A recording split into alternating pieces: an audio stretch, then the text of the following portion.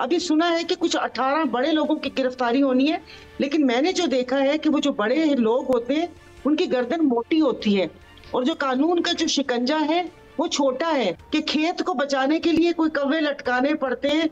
तो मेरी रिक्वेस्ट है, चीनी स्कैंडल, कोहिस्तान स्कैंडल, गंदुम स्कैंडल, एक आधे को तो लटका दे। खुशामदीद। केपी के करप्शन का गढ़ बन गया है। कोहिस्तान स्कैंडल भी आपके सामने है और इस खबर की तफसील कुछ इस तरह से है कि केपी सूबे में करप्शन, तहरीक इंसाफ और बानी इमरान खान का करप्शन खत्म करने का दावा था, लेकिन उसके हकाइक बरक्स हैं। Kohistan mega scandal. खैबर पख्तूनख्वा के जिला कोहिस्तान में मेगा करप्शन स्कैंडल में मुख्तलिफ महकमों के गिरफ्तार मुलाजिमीन की तादाद 9 तक पहुंच गई है।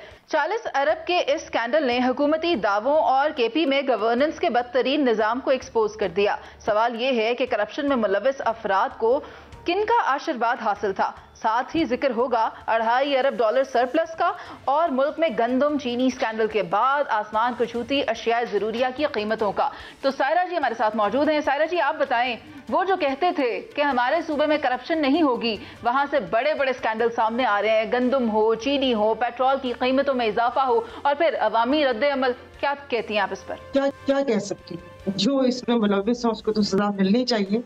और स्कैंडल या आप उसकी बात करिए 2000, मैंने इसको इतनी डिटेल मुझे पता नहीं, 2022 में ये स्टार्ट हुआ था।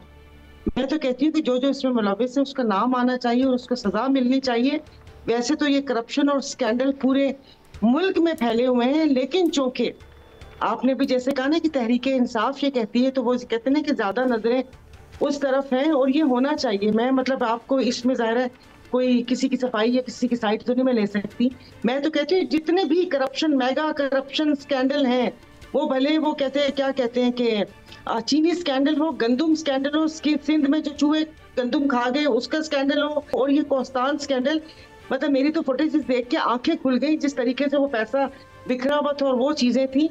तो मैं कहती हूँ कि खुदा के वास्ते कभी तो हम सुने कि जिसने अवाम का ये पैसा खाया, ये ऐसे स्कैंडल आए हैं, कभी तो वो कैफरे किरदार तक पहुंचे। वो किरदार ऐसे थोड़ी कि मुख्तलिफ महकमों के जो छोटे अफसर हैं उनकी कुर्बानी देने के बाद जो बड़ी मछलियां जो उनके पीछे हैं उनको बचा लिया जाए।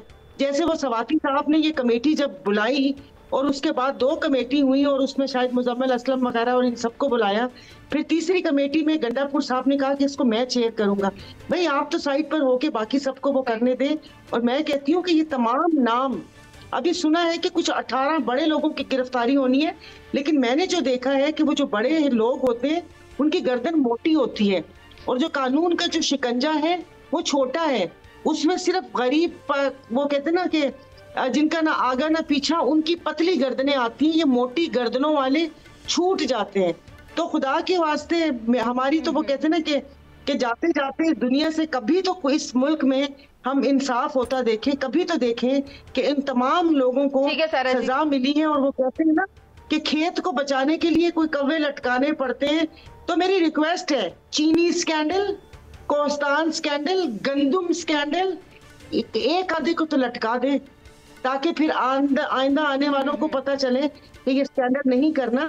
सिर्फ कोहिस्तान पे फोकस तो रखें आप। सारा जी, चीनी स्कैंडल की बात है, 2022 में ये स्कैंडल मंजर आम पर आया था और 2019 से ये करप्शन का यहाँ पर बाजार गर्म था। और जहां तक आप कह रही हैं कि किसी एक को सजा हो जाए, किसी एक को क्यों हो, सारे के सारे लोगों को सजा होनी चाहिए। जो भी इसमें मुलविस है, जिसके हाथ इस खून में रंगे हैं, उन सबको सजा होनी चाहिए। जस्टिस का निजाम प्रिवेल करना चाहिए हमारे मुल्क में। लेकिन शहजाद हुसैन भट्ट साहब, आप बताएं कि ये जस्टिस कब प्रिवेल करेगा? जब पूरे के पूरे मुल्क का दिवालिया हो जाएगा, जब हमारे खजाने खाली हो जाएंगे, कब दी जाएगी सजा?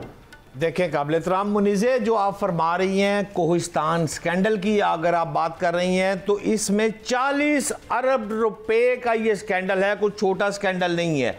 और इसमें गिरफ्तार जो मुल्ज़मान हैं उनकी तादाद भी 9 हो चुकी है। अच्छा, जो गिरफ्तार अफराद हैं, 2 ठेकेदार हैं और बैंक मैनेजर हैं और XYZ, उनको एहतसाब अदालत में पेश भी कर दिया गया है। सवाल यहाँ ये है कि नैब ने 5 अरब रुपए की मशकूक बैंक अकाउंट्स मुंजमद किए हैं, जिसमें गाड़ियाँ हैं, कोठियाँ हैं, लंबी कहानी है। लेकिन मुद्दे पर आते हैं।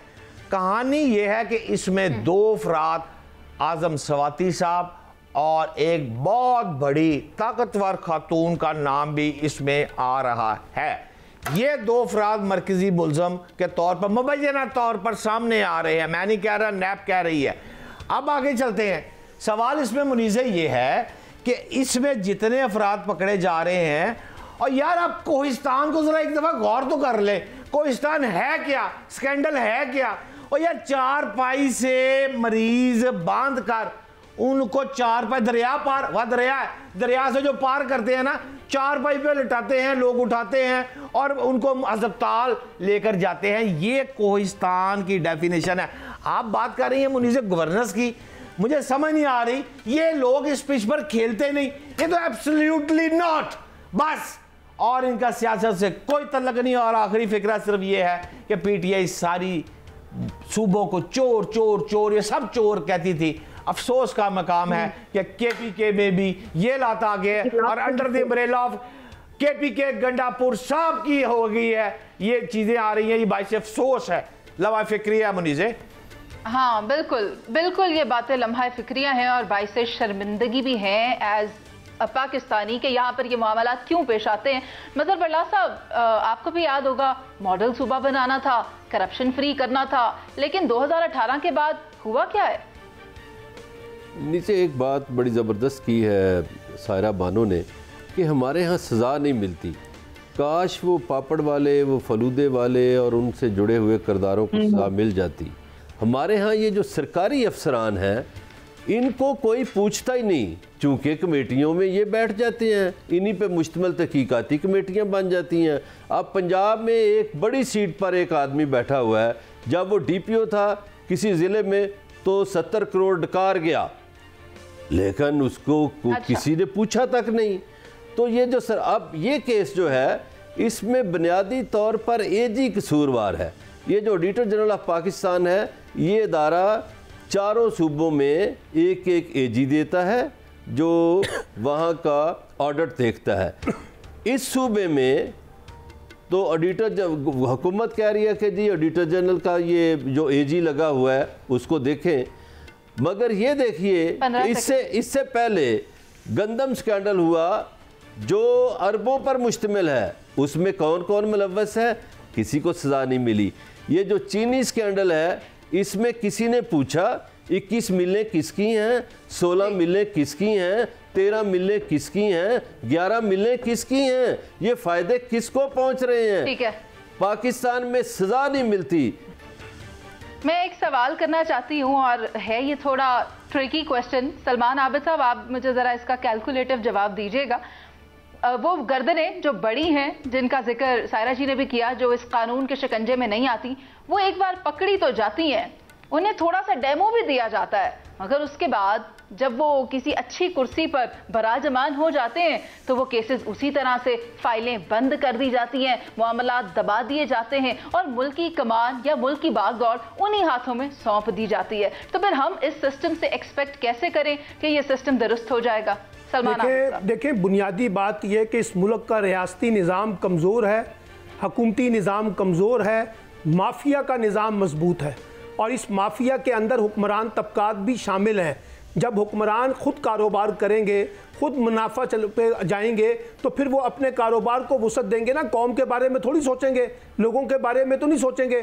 یہ مسئلہ صرف کوہستان تک تو نہیں ہے، آپ پورے پاکستان کے نگر نگر پھر لیں، آپ کو کرپشن کی اور بدعنوانی کی اور لوٹ مار کی داستانیں ملیں گی. اب ہم ایک صوبے میں پی ٹی آئی تو ناکام ہو گئی اپنی بیڈ گورننس کے حوالے سے، کرپشن کے حوالے سے، اس نے کافی چیزوں پہ ناکامی لے لی، لیکن باقی کون سے ہمارے ملک کے صوبے جو ہیں شاندار طریقے سے صوبے چلا رہے ہیں؟ وہاں جو لوٹ مار مچی ہوئی ہے باقی صوبوں کے اندر، اس پہ بھی ہمیں بات کرنی چاہیے. پاکستان کا میں ہمیشہ سے کہتا ہوں اوورآل گورننس کا نظام فیل ہو چکا ہے. یہاں کوئی اکاؤنٹیبلٹی نہیں ہے، یہاں کوئی ٹرانسپیرنسی نہیں ہے، یہاں کوئی مانیٹرنگ سسٹم نہیں ہے، یہاں کوئی حکومت نہیں ہے جو جواب دے سکے، اور نہ کوئی ایسی حکومت ہے جو لوگوں کے مفادات کے لیے کام کرتی ہو. یہ ایک نیکسس بن چکا ہے اسٹرانگ قسم کے لوگوں کا جو پاکستان کے اندر سے دولت لوٹتے ہیں اور پھر باہر منتقل کر دیتے ہیں. یہ جو کھیل پاکستان کے اندر چل رہا ہے اس کو بند ہونا چاہیے نا. نہ इस पे सियासी जमातों का इत्तफाक है, ना इस पे जुडिशरी का इत्तफाक है, ना इस पे ब्यूरोक्रेसी का इत्तफाक है, तो फिर कौन किसको लगाम डालेगा?